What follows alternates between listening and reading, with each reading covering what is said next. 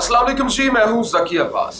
नाज़रीन गिरामी, काबुल एयरपोर्ट पर धमाके हुए और इस हवाले से आप तक तमाम तर डिटेल्स पहुंच रही हैं कि कितने लोग जख्मी हैं, कितने लोग जान की बाजी हार चुके हैं। मैंने आपको ये नहीं बताना, मैंने आपको 2 से 3 बड़ी अहम चीज़ें बतानी। मैंने आपको ये बताना है कि इसका खुर्रा कहाँ पर मिल रहा है, इसके बेनिफिशरी कौन है, क्योंकि सबसे पहला जो इन्वेस्टिगेशन का रूल है वो ये देखा जाता है कि इसका बेनिफिशरी कौन है, इसका फ़ायदा किसको हो रहा है।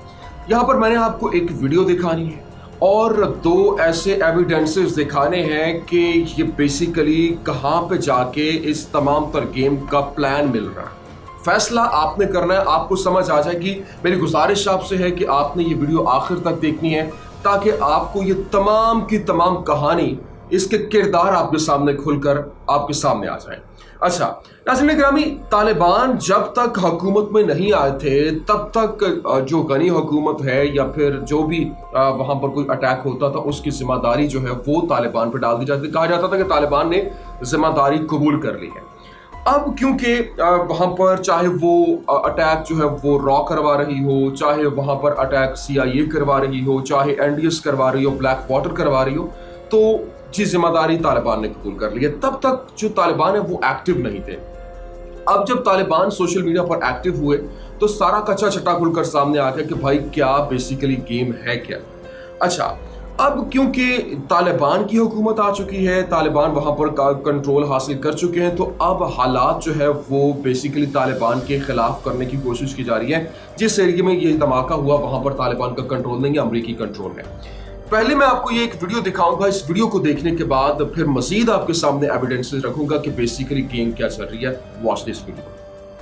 कि हम तुम्हें हर महीने $100 मिलियन देंगे, 100 मिलियन 1 तारीख को तुम्हारे अकाउंट में हिट कर जाएगा। तुम आर्मी पालो, तुम सब कुछ पालो। इसके अलावा हम तुम्हें हेलीकॉप्टर्स देंगे, इसके अलावा तुम्हें टैंक्स चाहिए, हम तुम्हें टैंक्स देंगे, आप उनको दे दीजिए टैंक्स। आपके पास T-72 पड़े हैं, वैसे भी आप चेंज करने वाले हैं, और T-72 तो perfectly serviceable, perfectly serviceable good tanks, अब दे दीजिए उनको।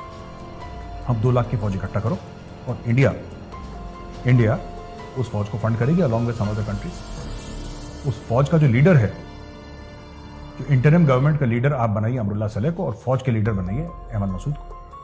वो चीफ बन जाएगा। पैसे लो, हर महीने पैसे लो, हर महीने आपको पैसा मिलेगा। आपकी फौज की तनख्वाहें, उनका वेलफेयर वगैरह सब कुछ, उनकी ट्रेनिंग सब कुछ करो और चढ़ दो तालिबान के ऊपर। नाज़रीन, आपने देखा कि मेजर गौरव आर्या किस तरीके से एक प्लान दे रहा है कि वहां पर अहमद मसूद को खड़ा किया जाए, वहां पर इतने $100 मिलियन दिए जाएं कि अपनी फौज एक तैयार की जाए और कहा जाए कि चढ़ दौड़ो तालिबान के ऊपर, अटैक करो, ये करो वो करो। तमाम तर कहानी आपके सामने खुलकर आ चुकी है कि ये एक तो ये किरदार है, आपने ये जहन में रखना है।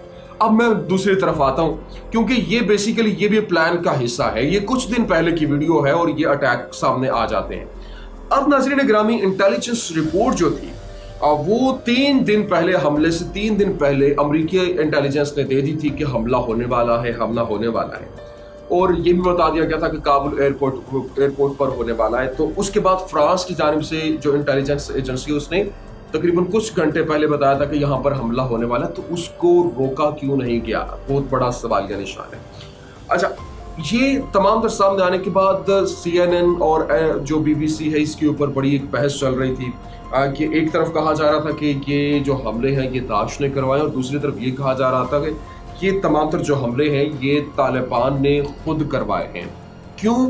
क्योंकि वो अमेरिका को मजीद जलील करना चाहते हैं। नाज़रीन, ये बड़ी हैरत की बात है, क्योंकि अमेरिकी सदर डोनाल्ड ट्रंप की जानिब से भी वाज़ेह तौर पर कह दिया गया था, जब ये वहाँ पर वैक्यूएशन हो रही है, वहाँ पर लोगों को निकाल रहे हैं और अफगानियों को, रेफ्यूजीज़ को लेकर वहाँ पर जा रहे हैं, अमेरिका में भी पनाह दे रहे हैं पनाह गुज़ीनों को, तो उसने कहा था कि क्योंकि अमेरिकी इंटेलिजेंस ने कहा था कि ये धमाके वहाँ पर भी हो सकते हैं, तो अमेरिकी सदर जो साबिक हैं डोनाल्ड ट्रंप, उनकी जानिब से कहा गया था कि ये इसका जिम्मेदारी जो है वो जो बाइडन के ऊपर आएगी, क्योंकि उनकी जानिब से ये वहाँ पर लोगों को लेके जा रहे हैं और वहाँ पर अगर अटैक होते हैं तो इसकी जिम्मेदारी अमेरिका में ये बाइडन पर आयद होगी।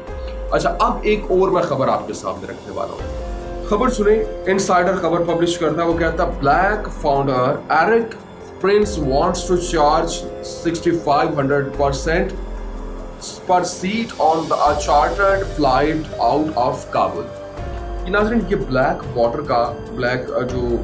का ये फाउंडर है एरिक प्रिंस, और इसने कहा कि मुझे आपके सामने जो हालात हैं वो तो नहीं है, आप मुझे $6500 एक बंदे का दें, आप बेफिक्र हो जाएं, वहां पर जितने लोग हैं आपकी सरदर्दी नहीं है उनको मैं वहां से निकालूंगा।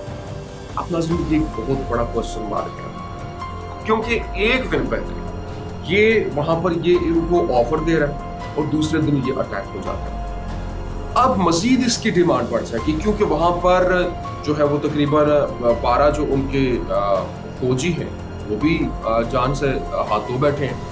तो अब वो मजीद इसके ऊपर कंसिडर करेंगे कि वो कहता है कि आप ये छोड़ दें कि किस तरह से उनको निकालना, वो मैं जानूं कि मेरा काम जाने, मैं वहाँ पर अपने फौजियों को लेके आऊँ, मैं अपने वहाँ पर जो है वो ब्लैक वाटर को लेके जाऊँ, अपने एयरप्लेन्स लेके जाऊँ, ये मेरी जिम्मेदारी, इट्स माई रिस्पॉन्सिबिलिटी।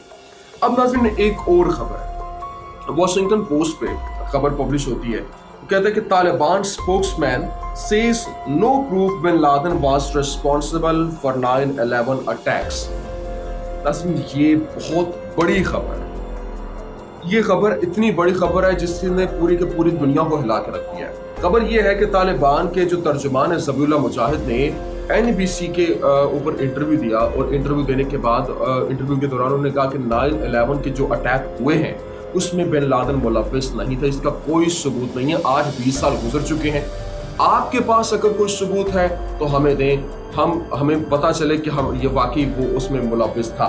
लेकिन यहाँ पर ये बात होने के बाद जब इंटरनेशनल मीडिया के ऊपर ये बात चलना शुरू हुई तो अचानक से कुछ ही टाइम के बाद अफगानिस्तान के अंदर अमरीकी एयरपोर्ट, जो काबुल एयरपोर्ट है, अमरीकी फोर्सेस वहाँ पर मौजूद हैं, वहाँ पर होता है धमाका।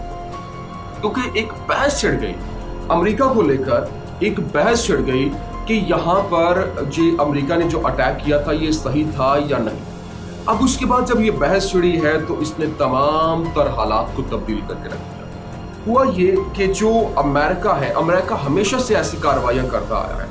जब ये इंटरव्यू सामने आता है उसके बाद जो है वो वहाँ पर धमाके हो जाते हैं, यके बाद दीगरे होते हैं। फिर 2 से 3 आपने ये तमाम तर हालात देखे, बल्कि आपको मैं साथ में वीडियो भी दिखा देता हूँ किस तरह से लोग भाग रहे हैं, वो आप ये साथ में चलती हुई वीडियो देख सकते हैं। तो नाज़रीन ये थी बेसिकली गेम के जो ज़बीहुल्लाह मुजाहिद ने ये बयान दिया, इसने पूरी दुनिया में एक तहलका मचा कर रख दिया है, और जिसके बाद फौरी तौर पर उस जो इंटरव्यू के असर को ज़ायल करने के लिए ये तमाम तर गेम जो है वो सामने आ जाती है। अब मैंने 2 से 3 जो चीज़ें आपके सामने रखी, एक वीडियो वो जो भारत की तरफ मेजर गौरव आर्या, एक ये जो कि अमेरिका की तरफ से। अब देखें इसका फ़ायदा किसको हो रहा है, ये फैसला आपने करना है।